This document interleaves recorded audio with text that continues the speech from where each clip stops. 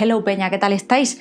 Os aconsejo al 100% que veáis el vídeo que hice sobre los vestidos de Cristina Pedroche en las campanadas que crean controversia cada año y van a servir de antesala a este vídeo. Creedme, id corriendo a la cajita de información que ahí os lo dejo. Y hoy vamos a hablar de Billie Eilish porque además es un tema que me toca de cerca. No por ella en sí como artista, porque tampoco la he seguido muy de cerca, me la habéis recomendado hasta la saciedad desde que esta chavalilla empezó a petarlo. Hay algunos temas que me molan, pero digamos que no es una artista de cabecera.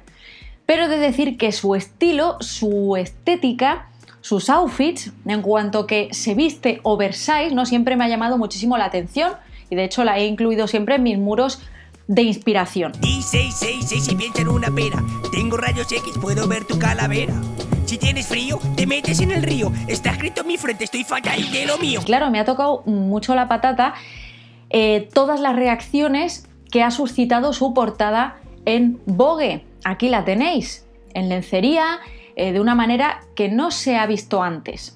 Y por eso se ha recomendado el vídeo de Pedroche, porque allí hablamos del destape en España concretamente. Ciertamente no es algo que estemos viendo por primera vez, pero son las reacciones lo que me ha hecho a mí hacer este vídeo de hoy. Y el otro día en el vídeo de ¿por qué nos tatuamos?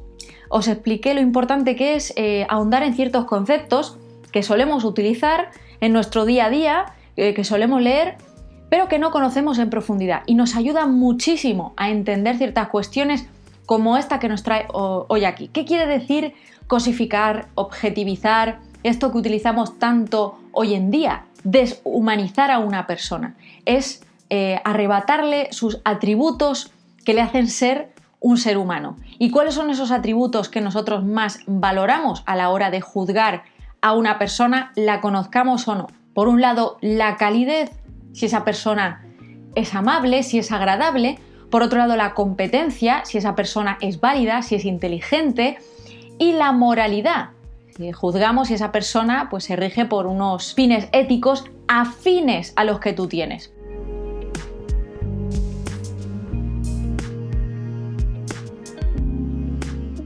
Como siempre comentamos en este canal, cada uno actúa en consecuencia de su marco referencial, de lo que ha vivido, de nuestro contexto. Y nosotros, como ciudadanos de Occidente, algunos residentes en España, dentro de Europa, algunos residentes en Latinoamérica, hay gente que me ve incluso desde Estados Unidos, tenemos una concepción bastante concreta y en general bastante común acerca de la sexualidad. Y el hecho de que percibamos algo como sexual suele depender de dos cuestiones. Por un lado, la vestimenta, las prendas que lleva esa persona, prendas reveladoras que dejan bastante piel visible, lencería, ¿no?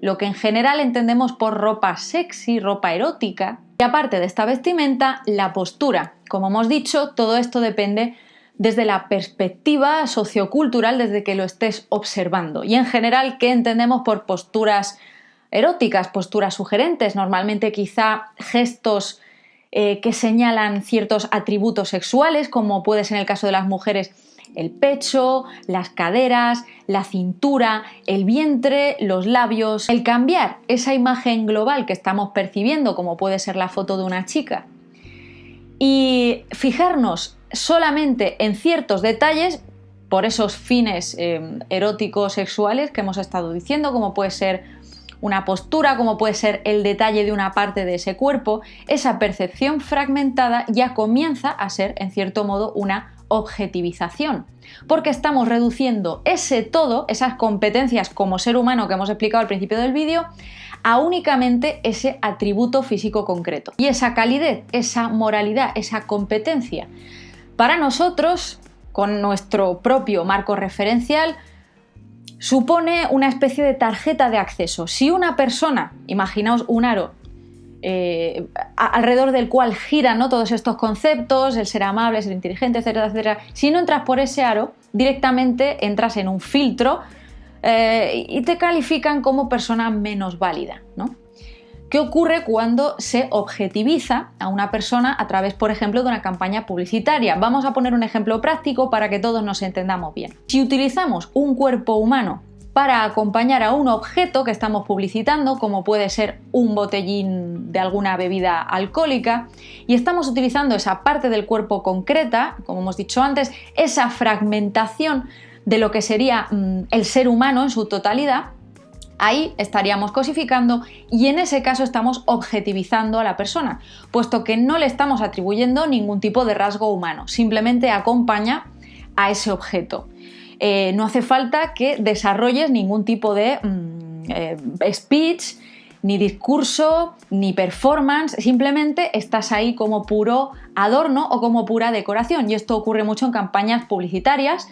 He encontrado estos dos enormísimos ejemplos que además ni siquiera incluyen un cuerpo humano per se, pero sugieren esas partes concretas, todos estos instintos natural y puramente humanos por nuestra propia composición biológica. Todo este deseo sexual se ha utilizado como herramienta para estas campañas, para utilizarlo como reclamo, que al final es algo que apela a nuestros instintos más viscerales, por así decirlo. Y además me gustaría apoyarme en los 4 puntos que la Asociación Americana de Psicología utiliza para definir esta objetivización, esta cosificación de un cuerpo humano. En primer lugar, es igualar el valor de una persona a su sexualidad. Por otro lado, que esa atracción solo se base en la sexualidad. Que se use esa persona como objeto, como hemos dicho, o que se impone esa sexualidad por encima del resto de valores. Todas estas características se definieron en el año 2007. Pues vamos al origen primigenio de la cuestión, que ya sabéis que me encanta. Chicos, chicas, como estamos hablando del tema de la publicidad, que es el ámbito donde más se ha explotado en este sentido la objetivización y cosificación del cuerpo humano, tanto de mujeres como de hombres también. En el caso de los hombres podemos poner ejemplos claros en anuncios, por ejemplo, de Jean-Paul Gaultier. Hablemos de las leyes de Gestalt. ¿Qué son? Gestalt, no sé cómo se pronuncia. Es una serie de leyes que explican la percepción a través de los estímulos. Todo esto se definió en el siglo XX y además son los principios en los que se basan, los que se rigen los cimientos y los pilares de toda estrategia actual o casi toda de marketing y publicidad. Se utiliza hasta en diseño gráfico. Pero en concreto, una de estas leyes es la que destaca por su unión directa con este tema de la cosificación. Y esta es la ley de la experiencia. ¿Qué nos cuenta esta ley? Pues que desde el punto de vista biológico el sistema nervioso se ha formado condicionado por el mundo exterior y estas sensaciones se almacenan en la conciencia. Como hemos dicho antes, el hecho de que nosotros percibamos un cuerpo humano como sexualizado, bien como hemos dicho por la vestimenta, por la postura, depende de nuestro marco referencial, ¿no? Depende de cómo nosotros entendamos esa imagen que estamos observando. Por todo lo que hemos ido consumiendo a lo largo de nuestra vida, bien porque el sexo haya sido un tema tabú en vuestras familias o en vuestros colegios, bien porque a lo mejor profeséis cierta religión, esto depende de infinitos factores. Sobre todo a la hora de juzgar si realmente esta persona está siendo sexualizada u objetivizada y si nos parece positivo o negativo que lo haga. En 2008, al sur de Alemania, se encontró una estatuilla de más de 35.000 años, que es la Venus de Ole Fels, que yo definiría como esa primera manifestación de un cuerpo hipersexualizado. ¿Por qué razón? Por los atributos exagerados, ¿no?, que presenta esta estatuilla, por unos senos protuberantes, un sexo protuberante. Esto, bueno, pues puede ser una oda, un amuleto a la fertilidad, ¿no?, como se ha definido a lo largo de la historia. Incluso muchos otros artículos lo han definido, ¿no?, como una de esas primeras manifestaciones de protopornografía, por así decirlo. Yo diría que este es el primer indicio que tenemos de esa hipersexualización de un cuerpo, en este caso del cuerpo de la mujer, aludiendo a sus atributos sexuales en cuanto a la fertilidad, en cuanto a procrear, en cuanto a tener hijos. Y una de las razones clarísimas por la que nos podemos percatar de esto es que el cuerpo en general está deforme. Las piernas no tienen importancia, los brazos tampoco y la cabeza aún menos. ¿No os parecía curioso? Que yo siempre lo pensaba cuando veía mi libro de conocimiento del medio, La Venus de Willendorf, decía, vale, pero ¿qué le pasa a la cabeza? Nunca nos lo explicaron realmente, nunca nos dijeron, oye, si los atributos sexuales están exagerados, ¿por qué no aparece la cabeza? Porque ahí lo que importa realmente es esto, ese es el quid de la cuestión. Por esta razón, yo pienso que es una de esas primeras manifestaciones de un cuerpo sexualizado. No podemos hablar de ese marco referencial sin hablar de la religión, y en este caso de la religión católica. ¿Qué opina la religión católica sobre el sexo, sobre la sexualidad, sobre el cuerpo desnudo? Fue San Agustín el que definió como pecado capital el hecho de mantener relaciones sexuales. Ya ni siquiera estamos hablando de tener sexo sin procrear. No, directamente esto era pecado mortal. Y San Agustín utilizó como pretexto para esta, digamos, demonización del deseo sexual el hecho de que Eva sedujese a Adán y le hiciese tomar la fruta prohibida. Martín Lutero, y con su reforma protestante en el siglo XVI, estamos hablando del contexto de la Edad Media, esto lo tiró por tierra y dijo que el sexo es un regalo de Dios, siempre y cuando se utilice para procrear. Y además dentro del matrimonio, nunca por placer. Ojo ahí. De hecho, la lujuria se considera como uno de los 7 pecados capitales. ¿Qué es la lujuria? El sexo por placer. Y nada más. ¿Qué entraña este tipo de relaciones sexuales fuera del matrimonio? La religión católica lo relaciona con la homosexualidad, la prostitución, el onanismo, etcétera, etcétera. Por todas estas cuestiones, todo esto está demonizado y ha sido castigado, incluso con cárcel a día de hoy, en muchos países del mundo.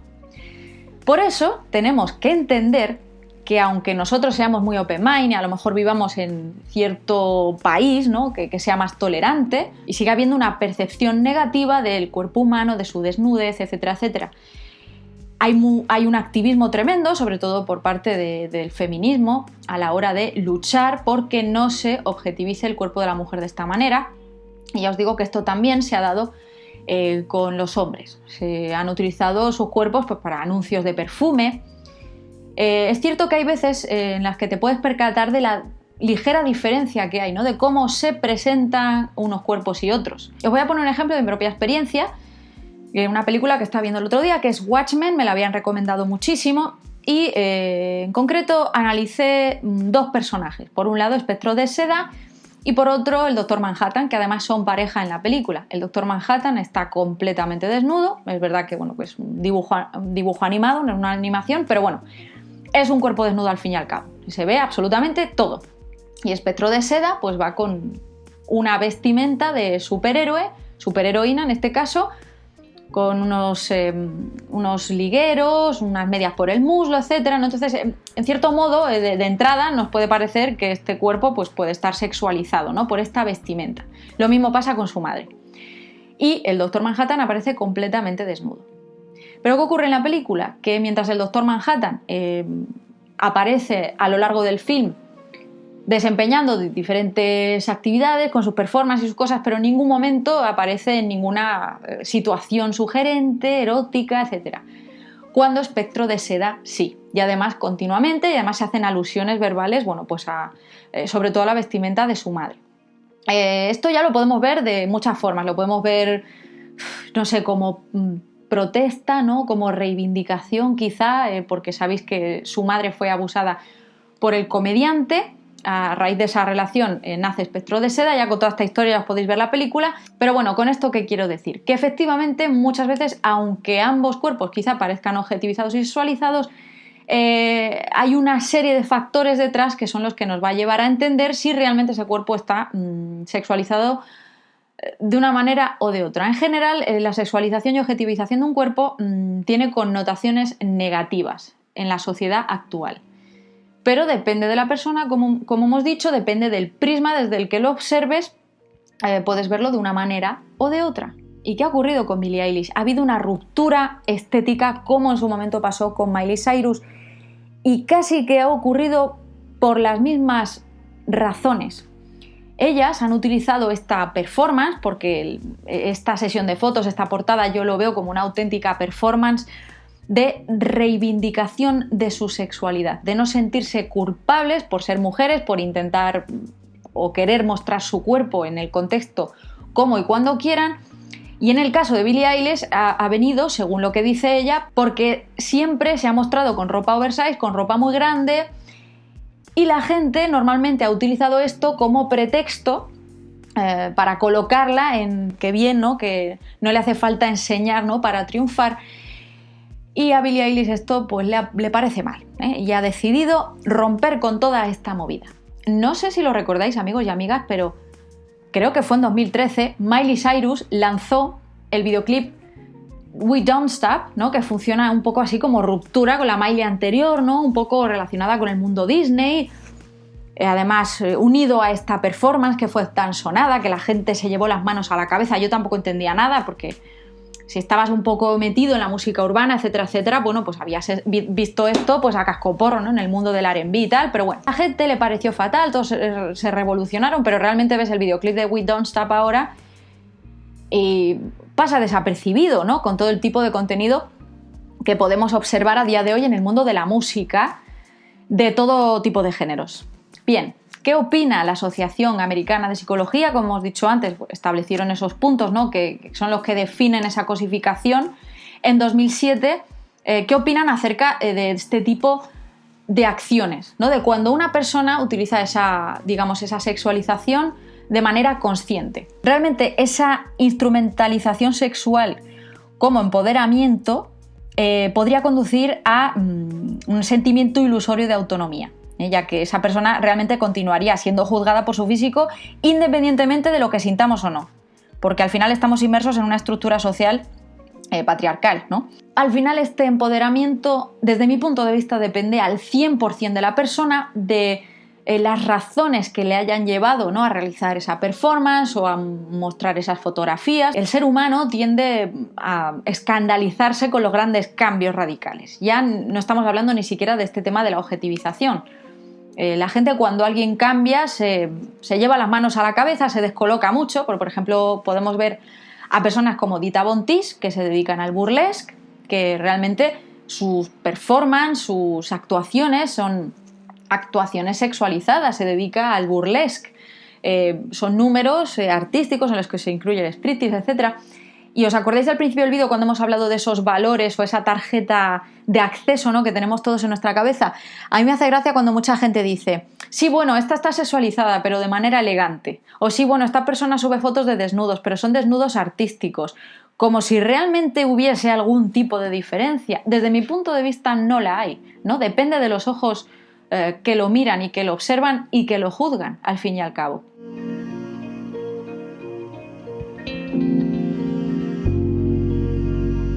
Este mecanismo de gran contraste, tanto para Miley como para Billie, han funcionado como herramienta de empoderamiento, ¿no?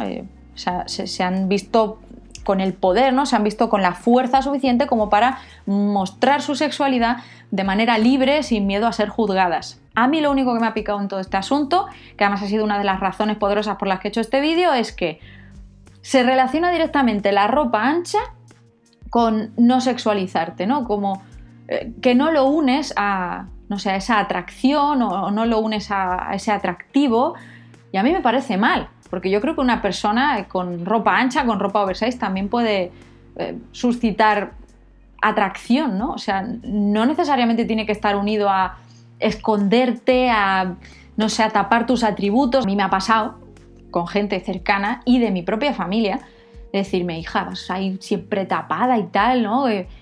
Tienes que enseñar un poco más tu cuerpo, hija, que eres una mujer, no sé, como si estuviera reñido, ¿no? O incluso se ponen a aventurarse también acerca de tu sexualidad. Esto me ha pasado incluso con personas que siguen el canal o lo que sea, que me han escrito, ¿no? Y directamente me han juzgado y me han metido como en una orientación sexual simplemente por la forma que tengo de vestirme. Es que a mí, de verdad, el ser humano me fascina a todos los niveles. Y vamos a ver, y ya como broche final, es que a mí las fotos me han gustado, el estilismo me parece maravilloso, se han utilizado prendas de Mugler y de Agent Provocateur, si no me equivoco, que ya en el vídeo de Vivienne Westwood os conté que Agent Provocateur es del hijo de Vivienne, para que no lo sepa, pues ahí tenéis el vídeo. ¿Qué opináis de este tema? ¿Os gusta Billie Eilish? Contadme cositas y estad muy atentos porque nos vemos en la próxima entrega.